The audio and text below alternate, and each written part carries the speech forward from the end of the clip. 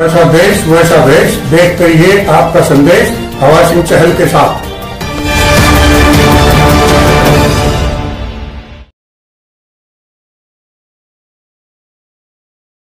साथियों का आभार व्यक्त करूंगा, जिन साथियों ने जो हमारी पार्टी के जोन स्तर के पदाधिकारी हैं, जोन के अध्यक्ष हैं, जो हमारे हल्का के अध्यक्ष हैं, हल्का के जो प्रभारी हैं, जिला के अध्यक्ष और प्रभारी हैं, तमाम उन साथियों का मैं आभार व्यक्त करता हूं जिन्होंने आप सबको चौधरी देवीलाल जी के 109वें इस जन्म दिवस के ऊपर फतेहाबाद के इस आयोजन में निमंत्रण देकर के यहाँ लाने का काम किया। मैं उन सबका आभार व्यक्त करता हूँ। विशेष रूप से मैं हमारी महिला की प्रधान महासचिव उन दोनों का भी धन्यवाद करता हूँ कि उन्होंने गांव-गांव में जाकर के आज हजारों की संख्या में माताओं और बहनों को यहाँ ला करके जो चौधरी देवीलाल के प्रति जिन्होंने अपनी श्रद्धा अर्पित करी है, वहीं आज उन्होंने भी एकजुटता का परिचय देते हुए आज इस बात को मोड़ लगाने का काम किया है कि जहां पुरुष इस प्रदेश का सत्ता परिवर्तन चाहता है, नौजवान जहां इस प्रदेश का परिवर्तन चाहता है, आज महिला भी उनसे कहीं पीछे नहीं है। मैं बधाई दूंगा। आज आपने हजारों की संख्या में महिलाओं को यहाँ ला करके इस बात पे मोड़ लगा दी कि महिला भी तब तक चैन से नहीं बैठेगी जब तक बदलाव नहीं आ जाएगा। मैं एक बार फिर उन सब साथियों का आभार व्यक्त करता हूँ, खास करके पत्रकारों का, जिन साथियों ने लगातार इस रैली के इस आयोजन को अपनी कलम के माध्यम से लोगों तक पहुंचाने का काम किया। आज भी जो साथी आए, मैं इन सबका आभार व्यक्त करता हूँ और उम्मीद करूंगा कि कल आप देश को एक बड़ा अच्छा संदेश देने का काम करेंगे।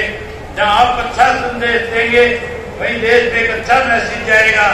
मैं आपके और चौटाला साहब के बीच में ज्यादा समय न लेकर के मैं आदरणीय चौधरी ओम प्रकाश चौटाला जी से आग्रह करता हूँ कि चौटाला साहब आए और आकर के कैसे हरियाणा प्रदेश के नौजवान जो आज कहीं ना कहीं रास्ते से भटका हुआ है, किस तरह से आज हमारा प्रदेश नशे की चपेट में आया हुआ है, कैसे आज हमारा प्रदेश का युवा जो है गुमराह हो रखा है, वो कैसे राय रास्ते पे आने वाले समय में आज के उन युवाओं के लिए जो चौधरी ओम प्रकाश चौटाला जी आपके बीच में जिक्र करें, वही महिलाओं के उत्थान के लिए क्या करेंगे, किसान की लड़ाई को कैसे लड़ेंगे, बुजुर्ग के मान सम्मान को कैसे बहाल करेंगे, ये सब बातें चौटाला साहब आपके रूबरू होकर के करेंगे।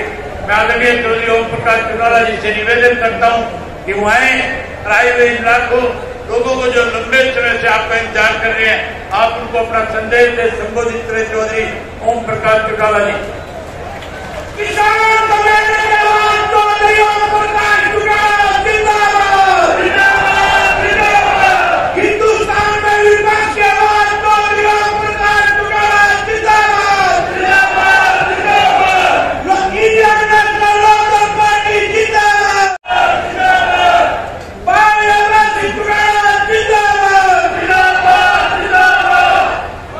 मंच पर विराजमान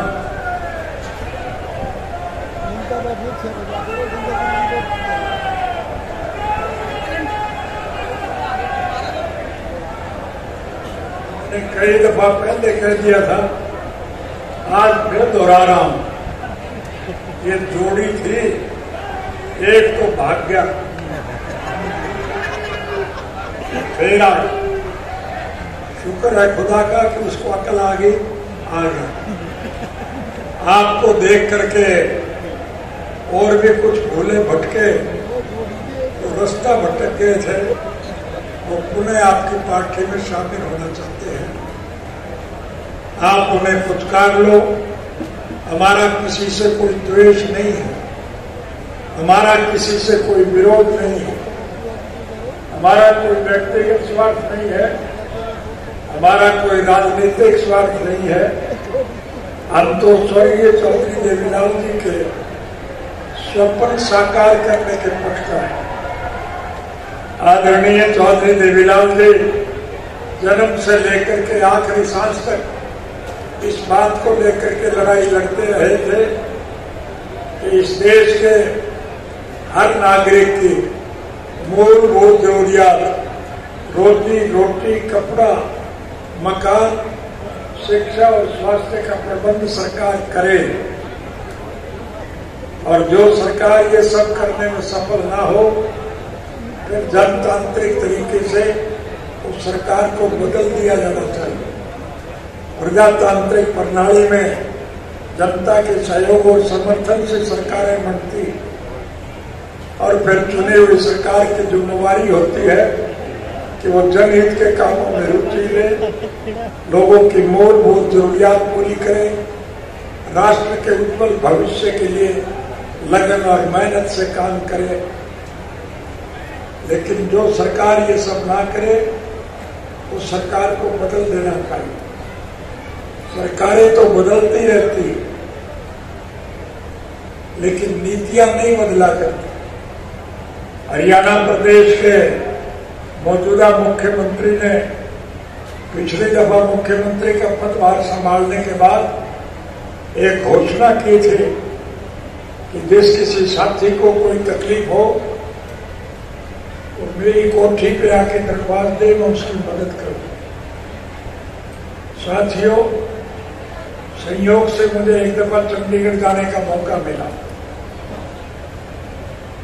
और चंडीगढ़ में मैं अपने किसी मित्र से मिलने के लिए जा रहा था।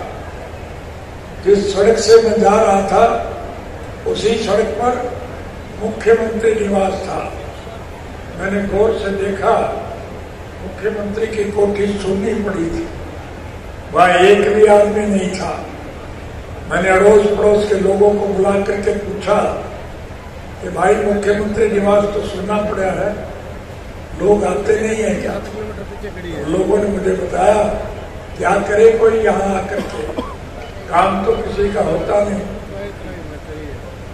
और जो कोई दरख्वास्त लेकर के आता है पुलिस वाले पीट करके उसे जेल भेज देते। मैंने उसी दिन से मन में ठान ली कि अगर कभी सरकार बनाने का अवसर मिला तो मैं इस नीति को बदलूंगा। आपके सहयोग और समर्थन से हमें सरकार बनाने का अवसर मिला और मैंने अपने मन में ठानी हुई उस बात को क्रियान्वित किया। पहले क्रम से मैंने ये फैसला लिया कि अब लोगों को सरकार के पास आने की जरूरत नहीं, सरकार लोगों के पास जाएगी। मुझे ये कहने की आवश्यकता नहीं, हम साल में एक एक गांव में जाया करता था और गांव के लोगों की तरफ से जो मांग रखी जाती वो आपकी मांग मानी जाती थी या नहीं मानी जाती थी। मैं आज आपसे फिर निवेदन करने आया हूं, स्वर्गीय चौधरी देवीलाल जी के प्रति सम्मान व्यक्त करते हुए आप लोगों को एक नया निर्णय लेना है। ये मेरे कहने की आवश्यकता नहीं, मंच पर आपने देखा समूचे भारतवर्ष के विभिन्न राजनीतिक पार्टियों के अग्रणी नेता आपके सामने बैठे हुए और सबने ये मन बनाया हुआ है कि इस कुशासन का अंत किया जाए। आज कोई सरकार नहीं है, ये तो लुटेरों का एक गिरोह है जो दोनों हाथों से देश की संपत्ति को लूटने पर लगे हुए। हमारा ये देश कृषि प्रधान देश है। इस देश की अर्थव्यवस्था केवल खेती पर टिकी है। अगर किसान खुशहाल है तो देश मालामाल है, और अगर किसान कंगाल है तो देश का बुरा हाल। आज इस मौजूदा सरकार ने किसानों की हालत बहुत दयनीय बना दी। आज हमें न बिजली मिलती है न पानी मिलता है, खाद और बीज के लिए हम लाइन पे लगते हैं। फिर भी प्रभु की अगर कृपा हो जाए, हमारे खेतों में भरपूर फसल हो जाए, फिर हमें उसका लाभप्रद मूल्य नहीं मिलता। हमारा उत्पादन कोड़ियों के भाव छीना जाता है। लेकिन अजीब विडंबना है कि जो उत्पादन हम बेचते हैं उसमें से जो चीज पैदा होती है उसे महंगे दाम पर बेचा जाता है। गन्ना हम पैदा करते हैं, वो मंडी में लिया जाता है और कई कई साल तक किसान को उसकी पेमेंट नहीं होती। लेकिन गन्ने से जो चीनी बनती है उसके दाम रोज बढ़ते हैं। चना, दाल, मूंग, मोस, फसल, अरहर हम पैदा करते हैं, तो मंडी में लूटा जाता है। लेकिन उसमें से जो दाल बनती है वो बाजार में महंगी बिकती है। सरसों, तारा मीरा, तोरिया, अड़सी हम पैदा करते हैं, वो मंडी में ली जाती है। लेकिन उसमें से जो तेल निकलता है वो महंगा बिकता है। हम ट्रैक्टर से खेती करते हैं, उसका डीजल का भाव रोज बढ़ता है। लेकिन हवाई जहाज में जो तेल मिलता है वो रोज मंदा होता है, क्योंकि उसमें पूंजीपति वर्ग के लोग सफर करते हैं।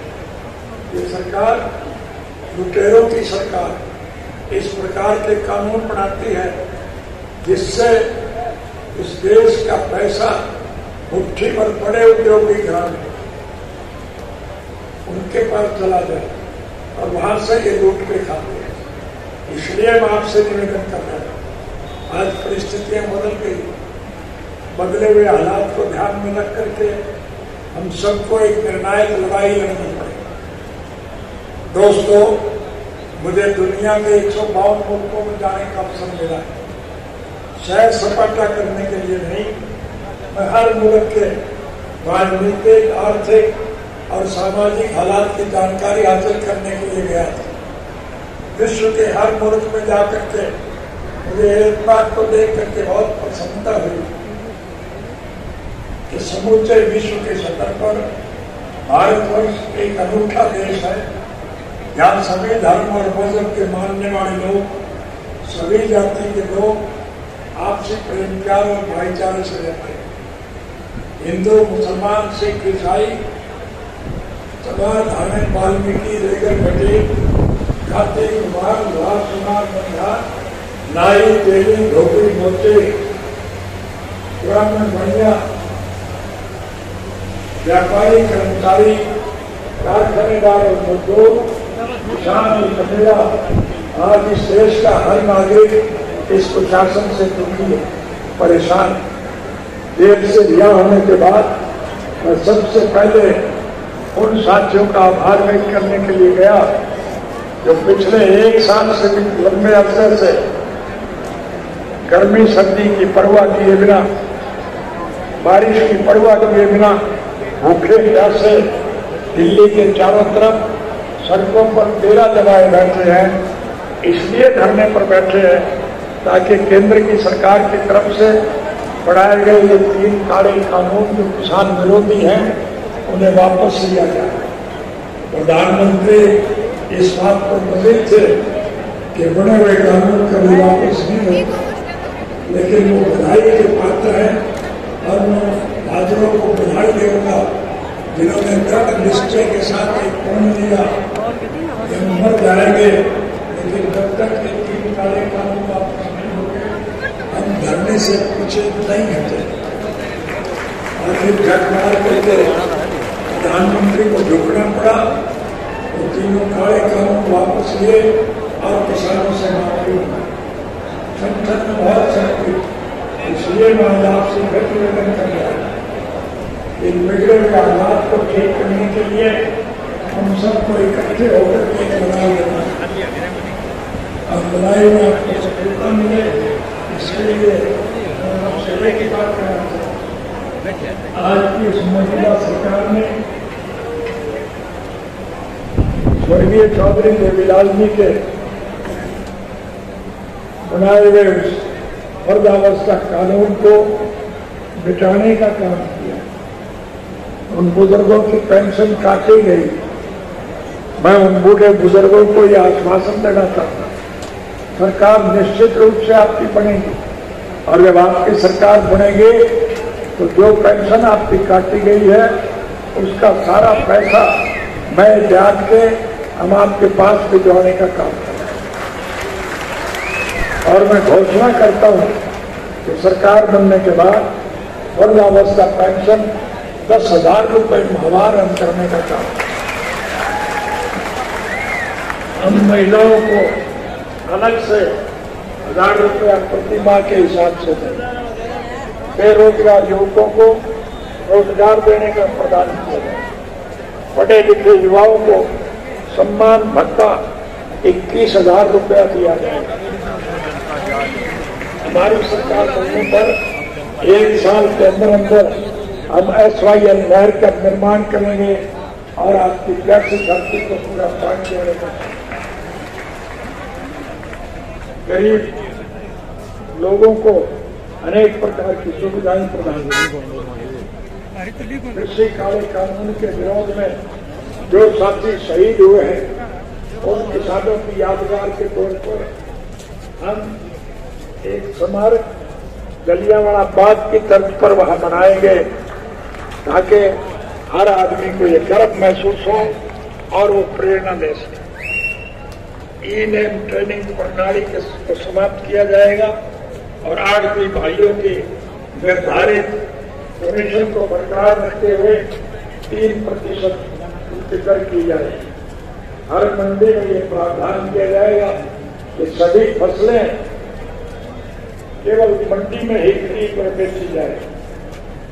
किसानों की उपज न्यूनतम समर्थन मूल्य पर खरीदी जाए, उसके लिए कानूनी गारंटी देने के लिए केंद्र सरकार को मजबूर किया जाए।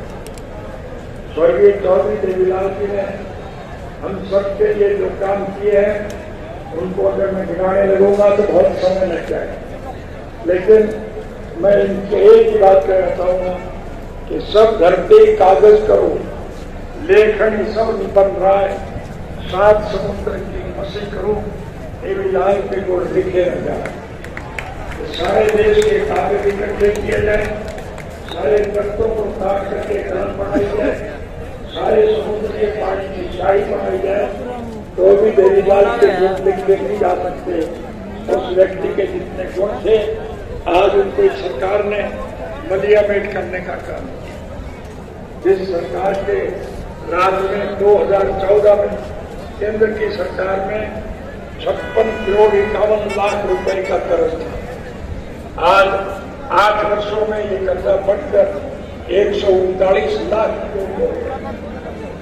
कर्ज का ब्याज चुकाने के लिए कर्ज लिया जाता है, कर्मचारियों को तनख्वाह देने के लिए कर्ज लेना पड़ता है। हर पैदा होने वाला बच्चा अपने सर के ऊपर 2 लाख का कर्जा लेकर हरियाणा प्रदेश में हमारी सरकार गई थी, हमने सरकार के खजाने में हजारों करोड़ रुपए पड़े। आज हरियाणा सरकार के सर के ऊपर 2.5 लाख करोड़ से ज्यादा कर्जा है। उन कंपनियों से पूछना कि ये कर्जा किस बात का है? विकास के नाम पर कहीं एक ईंट नहीं है। जो सड़कें हमारे सरकार के वक्त में पड़ी थी आज वो टूट गई, उनके प्रबंधन नहीं। बिजली और पानी का भाव, खाद और बीज के लिए हम लाइन में लगे, हमारी उपज का हमें लाभ पर मूल्य नहीं। जरूरियात की चीजों के दाम निरंतर बढ़ते जाते हैं। ट्रैक्टर से हम खेती करते हैं,